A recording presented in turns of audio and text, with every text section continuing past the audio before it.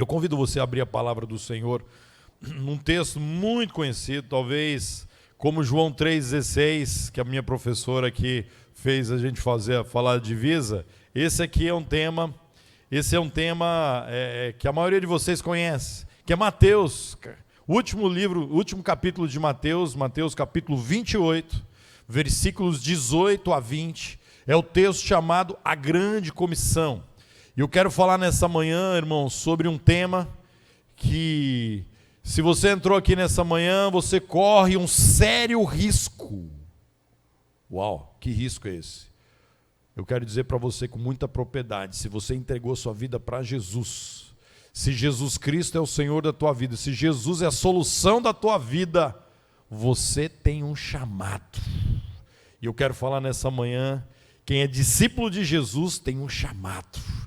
Eu quero falar para você, talvez você fale assim, mas qual que é o chamado que Deus tem para mim? Nós vamos encontrar nas Escrituras. O chamado de Deus está nas Escrituras. Ah, mas Deus ainda não veio um anjo. Ah, o chão não tremeu, o céu não se abriu. Meu irmão, olha para a palavra do Senhor, e a palavra do Senhor que revela para a igreja o nosso chamado. Então quem é discípulo de Jesus tem um chamado, você tem um chamado. E nós queremos falar nessa manhã sobre esse chamado. E como que Jesus nos ensina a cumprir esse chamado. O que eu preciso fazer para cumprir esse chamado? Mateus capítulo 28, versículos 18 a 20. Palavra do Senhor para nós nessa manhã. Então Jesus aproximou-se deles e disse: foi-me dada toda a autoridade no céu e na terra. Portanto, ide e façam discípulos de todas as nações. Você pode repetir comigo? Fala assim comigo. Portanto, ide e façam discípulos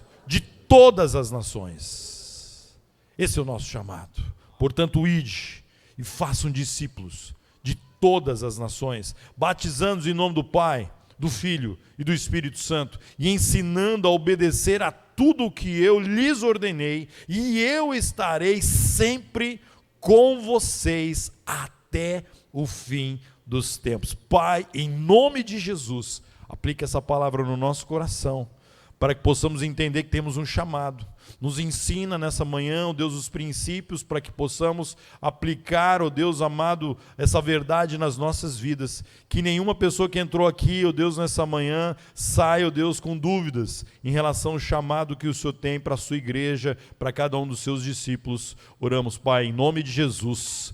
Amém.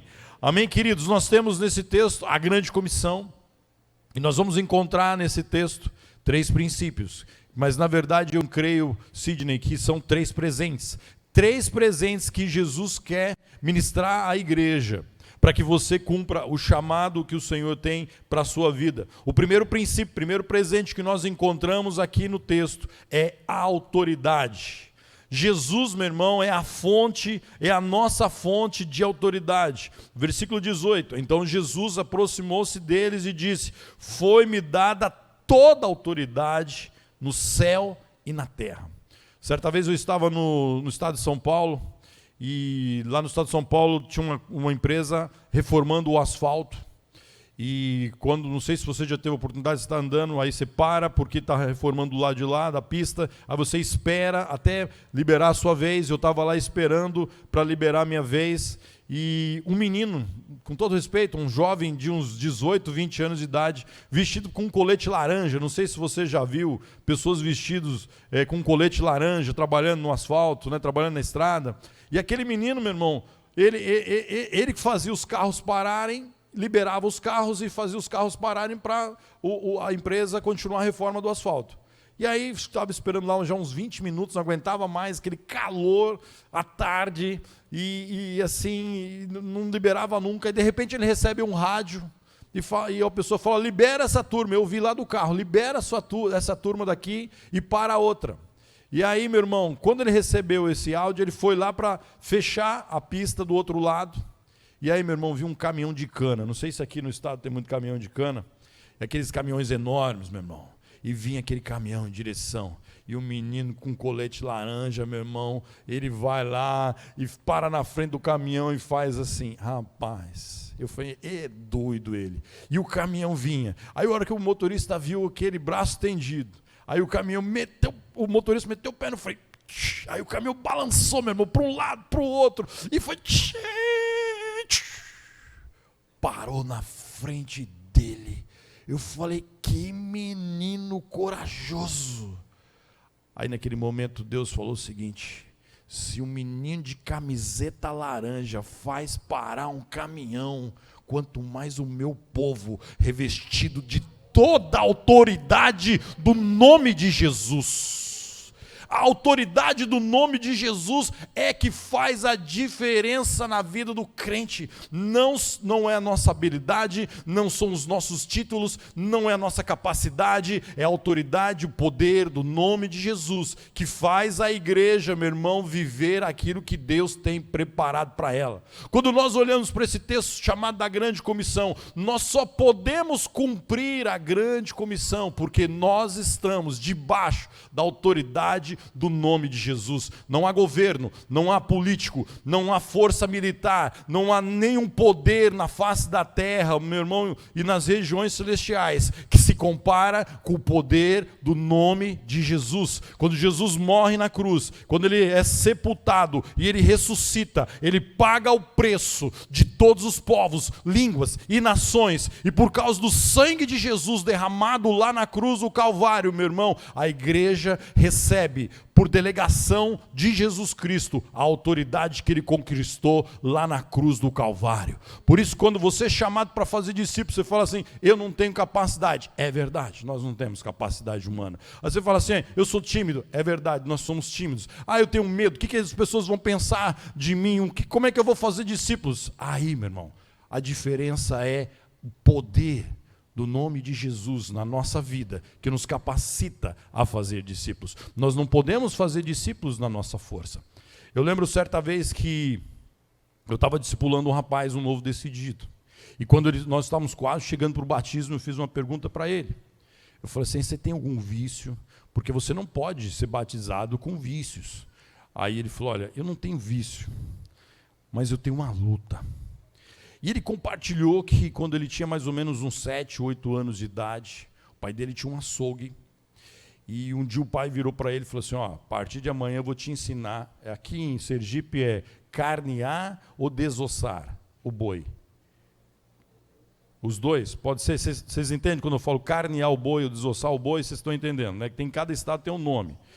Desossar. Então ele falou, você vai desossar o boi. E ele falou assim, pai, eu sou muito novo, eu não vou saber desossar um boi, não sei nem...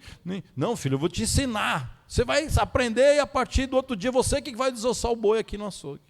E aí, meu irmão, você sabe onde essa história vai dar. Uma criança de 7, 8 anos vai aprender a desossar um boi. E aí ele ensinou, você pega isso aqui, você faz isso, tal, ó, amanhã você. Outro dia encostou o caminhão lá do frigorífico, chegou o outro boi, vai lá, menino. E aí, meu irmão, ele foi lá e estragou, não conseguiu fazer nada, começou a chorar. E o pai vira para ele e fala assim, vou fazer um pip, né? Não posso falar. Mas uma das palavras que aquele pai virou para o menino falou o seguinte, que mulher vai querer casar com você? E aquilo entrou, a mágoa, a frustração, a decepção com o pai. E ele, quando cresceu, não conseguia conviver com o pai e saiu de casa.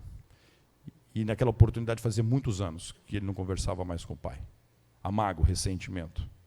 E quando ele encontrava uma menina assim que ele achava bonita, ele lembrava da frase do pai, que mulher vai querer casar com você? Ele já tinha mais ou menos uns 20 e poucos anos de idade, nunca tinha tido um relacionamento, um namoro, meu irmão. E aí, como o inimigo é sujo, começou a falar no ouvido dele, a mulher não vai querer casar com você, mas os homens vão. E ele vivia essa luta interior. E ele falou assim, eu preciso vencer isso. E chorando. E aí quando eu olho para essa situação, Larissa fala assim, como é que eu vou fazer? Que poder que eu tenho? E aí eu lembrei que nós fazemos discípulos na autoridade do nome de Jesus. Eu virei para ele, olha, eu não tenho condições de te ajudar não, mas eu conheço alguém que tem. É Jesus Cristo. Ele pode te libertar disso. Ele pode te libertar da mágoa do seu pai, do ressentimento. E eu comecei a trabalhar muito forte a questão do perdão na vida dele. Porque a raiz daquele problema era a mágoa, a falta de perdão, a raiz de amargura. Precisa ser tratado isso. E aí nós começamos a orar semanalmente, e ele colocando na cruz, pedindo: Senhor, me liberta disso, quero perdoar meu pai. Chegou um dia que falou: olha, eu na força humana não consigo, mas pela fé vou liberar perdão para o meu pai. E vou lá na cidade do meu pai pedir perdão para ele. E ele fez isso. Chegou lá, não via a família há muito tempo com aquela festa. Me lembro muito da história do filho pródigo. E ele chegou lá, abraçou a mãe, cadê o pai? Cadê o pai? Cadê o pai? E ela falou: olha, seu pai já faz algum tempo que ele teve um AVC, ele está assim, não anda mais. Ele saiu correndo lá para o quarto do pai, abraçou o pai, e o pai abraçou ele, foi aquele choro, e ele só que veio: pai, pedir perdão. E o pai falou: não, meu filho, eu que tenho que pedir perdão para você. E foi aquele momento lindo, meu irmão, de reconciliação de um pai com o filho. E ele aproveitou aqueles dias que ele estava na casa da sua família, evangelizou o pai, evangelizou a mãe, evangelizou as irmãs. Foi algo extraordinário. Ele começou a orar pela cura do pai. E ele falou que mesmo naqueles dias que ele estava lá ainda, o pai dele já voltou a andar, meu irmão. Foi algo assim extraordinário. Ele perdoou o pai. E ele volta para Campo Grande e retoma, testemunha isso. E ele falou assim: William, Jesus me libertou e eu quero agora me casar. Aí eu falei: meu irmão, vamos lá na marcha para Jesus, tem umas irmãs crentes lá, mas tem que ser mulher crente. E aí eu falei: olha, aquela irmã ali, ela é bonita, ela é irmã crente, vai lá pertinho dela que eu vou te apresentar. Apresentei para ela, aí ele já soltou uma cantada gospel. Eu falei: onde você aprendeu um negócio desse? E no meio da marcha para Jesus já segurou na mão dela. Eu falei: rapaz, você está muito rápido. E aí, meus irmãos, menos de um ano depois, nós estávamos fazendo o casamento daquele irmão, e ele foi liberto, casou, hoje tem um filho, e passou um tempo depois, ele me chamou para ir na ordenação dele. Ele é um dos pastores da cidade de Campo Grande. Só Jesus pode fazer isso. Só Jesus é a solução, meu irmão. Para Jesus não tem problema que seja grande ou pequeno demais, Ele resolve, Ele é a solução quando nós nos rendemos para Ele. E quando nós nos dispomos a fazer discípulos na autoridade dEle, às vezes você vai pegar situações e você fala: eu não posso resolver, mas Jesus pode. Jesus pode perdoar, Jesus pode libertar. Jesus, meu irmão, Ele é especialista em fazer milagres nas nossas vidas. Então nós entendemos que o primeiro princípio que nós precisamos colocar em prática na nossa vida, precisamos tomar posse, meu irmão. Muitas vezes se usa esse termo tomar posse. Eu preciso tomar posse da palavra, eu preciso tomar posse das verdades da palavra, eu preciso crer nessa palavra. E quando nós olhamos para as Escrituras, Jesus está falando: olha, vocês vão fazer discípulos, é na minha autoridade. E isso é o que faz a diferença.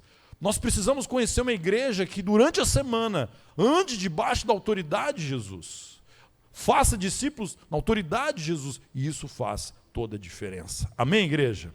Esse é o primeiro princípio que nós encontramos aqui no texto. O segundo princípio que nós aprendemos aqui no texto, meu irmão, o segundo propósito, o segundo presente a segunda verdade que nós encontramos aqui é que o nosso propósito é fazer discípulos, ou seja, o segundo presente é propósito. O primeiro presente é autoridade. Segunda verdade é propósito. O propósito é claro, a missão é clara. A missão é fazer discípulos. Jesus, depois que ele fala da autoridade, versículo 19, quando ele fala da autoridade, ele fala: portanto, olha, eu morri na cruz, eu ressuscitei, olha, eu conquistei toda a autoridade. Então, portanto, vão e façam discípulos de todas as nações. O nosso chamado é fazer discípulos. Eu falei ontem aqui no Multiplique, que igreja que não faz discípulos, ela não pode ser chamada de igreja. Ela pode fazer muitas coisas, mas se ela não gerar discípulos, se não multiplicar discípulos, ela pode ser um clube social, ela pode ser uma associação, ela pode ser uma fundação, uma instituição qualquer. Mas igreja existe, meu irmão, para fazer discípulos. O púlpito precisa fazer discípulos. A escola bíblica dominical precisa fazer discípulos. Os pequenos grupos, os relacionamentos discipuladores, os ministérios, o louvor, a adoração, a embaixada, as mensageiras, tudo existe para glorificar a Deus e fazer discípulos. E esse é o nosso entendimento, o nosso chamado. Você pode ser um advogado, um professor, um mestre, mas onde você estiver, você precisa fazer discípulos. Vivermos uma vida intencional para fazermos discípulos. Nós só estamos aqui ainda, meu irmão, para esses dois propósitos: glorificarmos a Deus e fazermos discípulos. E nós entendemos que fazemos discípulos, presta atenção, do outro lado da mesa, até do outro lado das nações. Os discípulos mais importantes nós fazemos são dentro de casa. Os seus filhos são os discípulos mais importantes. O projeto mais importante da vida de um pai e de uma mãe é o projeto Pais Discipuladores, onde cada pai precisa discipular o seu filho. Se cada pai discipular o seu filho, meu irmão, nós vamos ter uma igreja forte, uma igreja, meu irmão, que vai romper as gerações. A nossa filha, ela, toda a infância, a adolescência dela, todo investimento que você possa imaginar, nós fizemos com a nossa filha. Jesus Transforma, Kings Kids, campanha missionária, pequeno grupo, discipulado. Pai, eu quero a Bíblia essa, compra a Bíblia para a Tayane. Eu quero a outra Bíblia. Todas as Bíblia da mulher, Bíblia do adolescente. Meu irmão, tudo que a gente podia fazer pela vida da Tayane, nós fizemos. Aí ela, 18 anos, faz vestibular, passa no vestibular da Federal, entra lá no curso de tecnologia de alimentos, e aí cai num centro acadêmico lá da Universidade Federal, e ali, meu irmão, doutrinação, ateísmo forte.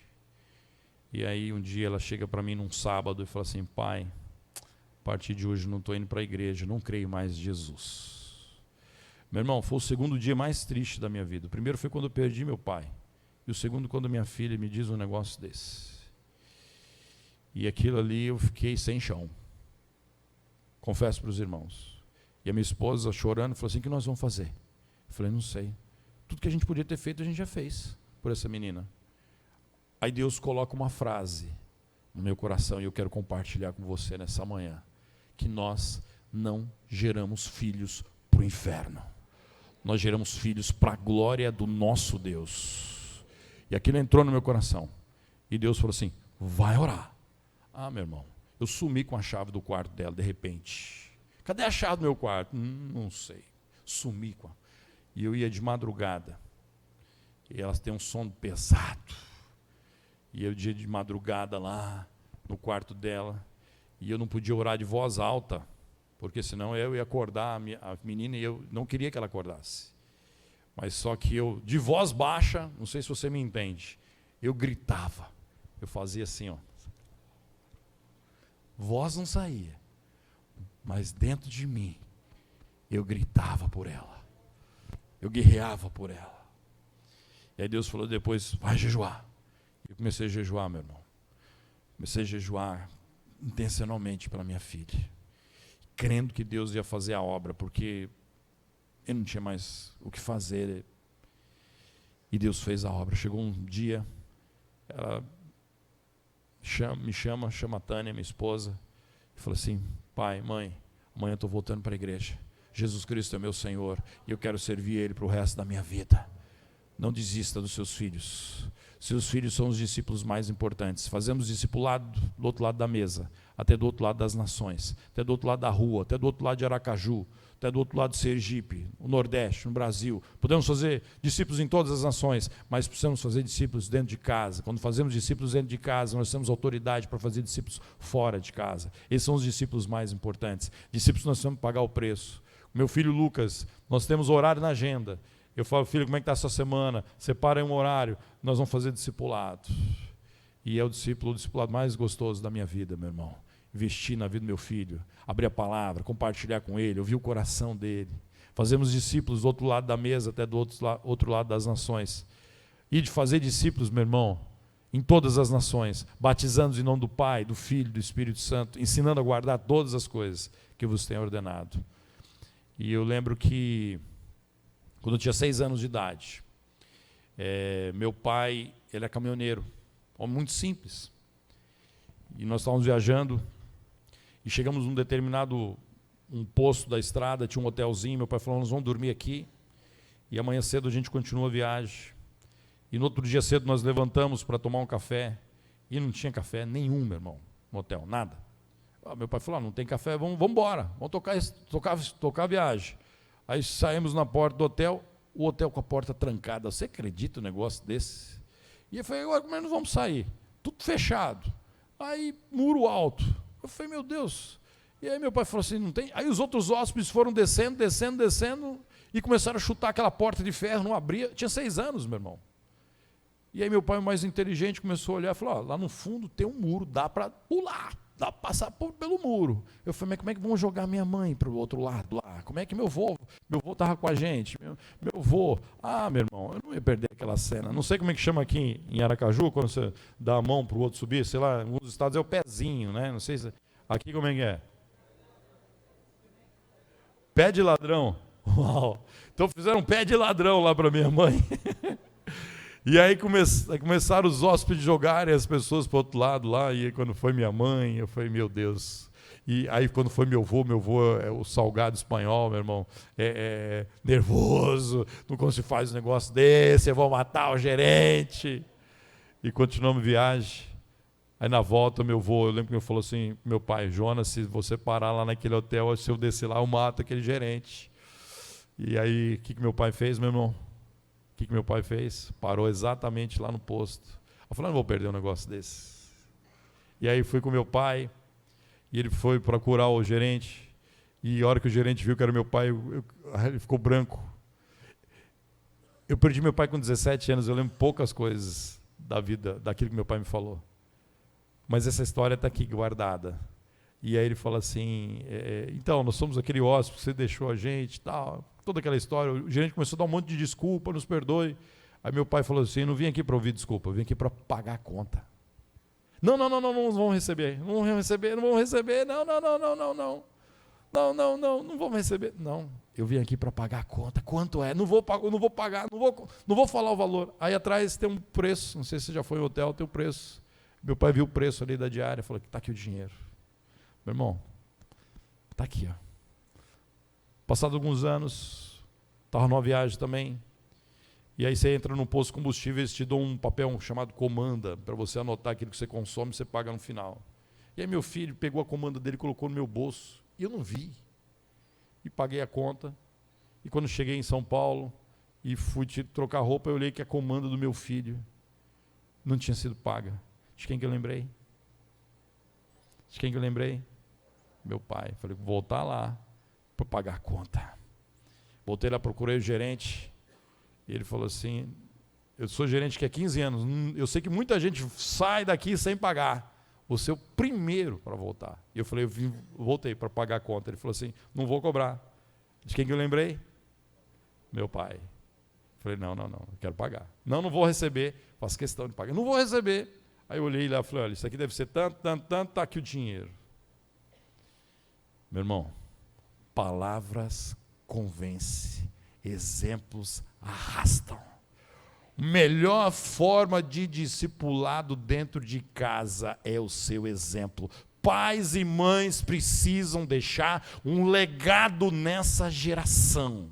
Nós precisamos fazer discípulos, a começar dentro de casa, a começar com o nosso exemplo, a começar com o nosso testemunho. Pai, filho, precisa olhar para o pai e ver um referencial da vida de Jesus. Nós, como pais, precisamos nos parecer com Jesus, e os nossos filhos olham para nós e veem Jesus através do nosso procedimento, através da nossa fala. Eu nunca vi meu pai pecar. E tenho certeza que uma das maiores influências da minha vida, que me faz subir nesse púlpito aqui, foi meu pai. E essa é a nossa missão. Nós precisamos fazer discípulo a começar dentro de casa, mas no trabalho, na escola, seus parentes. Falei ontem no Multiplique, 80% das pessoas que aceitam Jesus são alcançadas por um amigo ou por um parente. Eu quero desafiar você, meu irmão, olhar para os seus amigos, parentes, que ainda não têm Jesus, ou estão afastados, para que você fale, Deus, me usa. Comece a orar intencionalmente por essas pessoas, para que você possa anunciar Jesus, fazer discípulos, e de fazer discípulos de todas as nações, começando da nação, dentro da sua casa, até os confins da terra. E esse é o nosso propósito. Primeiro presente que nós encontramos no texto é a autoridade. Segundo, é o propósito. E o terceiro e último, meu irmão, terceiro e último princípio que nós encontramos aqui no texto é a presença. Mateus 28, versículo 20, parte final. A palavra do Senhor diz para nós, e eu estarei sempre com vocês, até o fim dos tempos. Igreja, presta atenção nisso que eu vou dizer para você. Ainda que você ande pelo vale da sombra da morte, não tema mal algum, porque Deus está contigo.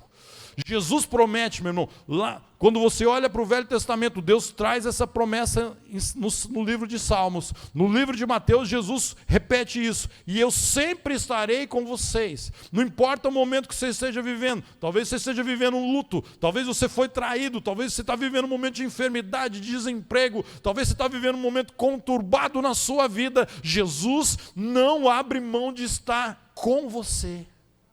A melhor coisa do Evangelho, meu irmão, é a presença dele. Tanto a autoridade como o propósito, vai chegar um dia que ficarão aqui. Quando a igreja for arrebatada, autoridade e propósito, meu irmão, você não vai usar no céu. No céu vai ser todo mundo crente. Quem você vai evangelizar? Você vai fazer discípulos no céu? Não vai. Você vai usar autoridade no céu? Não vai, porque ele é a fonte da autoridade, ele vai estar lá. Agora, a presença dele, você começa a desfrutar aqui, até a eternidade. E a melhor coisa que tem no mundo. E o salmista já disse: vale mais um dia na tua casa, um dia na tua presença, do que 1000 em qualquer outro lugar. E tem muita gente dentro das nossas igrejas que não desfruta da presença de Jesus. Não tem tempo de intimidade, de oração. Não abre mais para a palavra. Muito vem para um culto, muito, meu irmão, às vezes vem no culto da ceia. E você está perdendo o melhor presente, que é a presença dele. Eu quero a ajuda das professoras aqui. Cadê as professoras? Cadê as professoras? Cadê as professoras? Quase toda professora tem acróstico, não é isso? Não tem um acróstico? Na pedagogia, o acróstico é muito forte. Me ajuda aí, professora. Vamos pegar a primeira letra das 3 palavras, dos 3 presentes. Vamos começar pela primeira letra. Qual foi o primeiro presente? Primeiro princípio foi a autoridade, certo? Qual que é a primeira letra? A, de autoridade. Separa aí o A do acróstico. A segunda, qual que foi? Propósito. Qual que é a primeira letra? Separa. Então é A. E o segundo? P. E o terceiro, presença.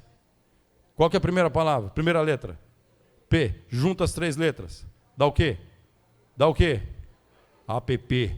Meu irmão, Jesus quer baixar esse app na tua vida hoje. Você não precisa de internet, você não precisa de memória no teu celular, você precisa de um coração aberto, falar: Senhor, faz esse download na minha vida hoje. Baixa esse app na minha vida para sempre. Eu preciso desse app na minha vida. Eu preciso desse app. Eu preciso dessa autoridade, eu preciso desse propósito, eu preciso dessa presença. Muitas vezes você fala assim: eu não posso baixar esse aplicativo, não tem memória mais no meu celular, mas eu preciso de memória no teu coração.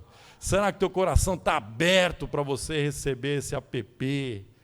É isso que Jesus te trouxe aqui nessa manhã, para você fazer esse download na tua vida, que você saia com esses presentes para casa, que você faça discípulos. Ele quer te dar autoridade. Ele quer te dar propósito. E Ele quer te dar presença. Feche teus olhos. Coloca a tua vida na presença do Senhor. Coloca teu coração. Permita que o Senhor faça esse download. Você não precisa nem de internet agora, meu irmão. Você precisa de espaço no teu coração. Dizendo: Deus, baixa isso. Faz isso ser verdade na minha vida. Que eu possa estar usando isso amanhã, que esse seja o aplicativo que eu mais use na minha vida, que não seja mais o WhatsApp, que não seja mais o Instagram, que não seja mais o Facebook, que não seja o TikTok, mas que seja o app da grande comissão. Ah, Deus, abre o nosso coração. Deus, escreve isso nas paredes do nosso coração, que nessa manhã possamos entender que o Senhor, Pai, o Senhor quer que nós saímos aqui debaixo da autoridade, Pai. Eu não posso fazer discípulos da minha força, Senhor. Pai, coloca no nosso coração, Deus, esse propósito, possamos entender o propósito, chamado que o Senhor tem para nós. E, Senhor, que todos os dias da nossa vida possamos viver debaixo da presença do Senhor. Que Que a presença do Senhor esteja conosco em casa. Que a presença do Senhor esteja conosco no trabalho. Que a presença do Senhor esteja conosco nos estudos. Pai, que a presença do Senhor esteja no nosso casamento, nos nossos filhos, nos nossos relacionamentos, nessa igreja. Que a Piba, ó Deus, seja uma igreja marcada pela presença do Senhor. Que quando as pessoas entrarem nesse templo, eles já percebam a presença do Senhor. Quando o louvor e a adoração começar aqui, que eles já percebam a presença do Senhor. Que Aracaju conheça essa igreja, conheça as famílias dessa igreja, pela presença do Senhor. Que cada membro dessa igreja seja marcado por uma profunda presença do Senhor. Seja uma igreja cheia da presença do Senhor. Que exale a presença do Senhor. Que o pai seja a presença do Senhor em casa. Que o filho olhe para o pai e para a mãe e veja a presença do Senhor. Pai, obrigado por essa manhã maravilhosa. Baixa esse aplicativo no nosso coração. Em nome de Jesus. Amém e amém. Você pode dar um abraço, mesmo sentado no teu irmão que está do teu lado aí, enquanto os pastores pegam aqui. Dá um abraço nesse irmão. Fala para ele assim, baixa esse aplicativo aí na tua vida, meu irmão.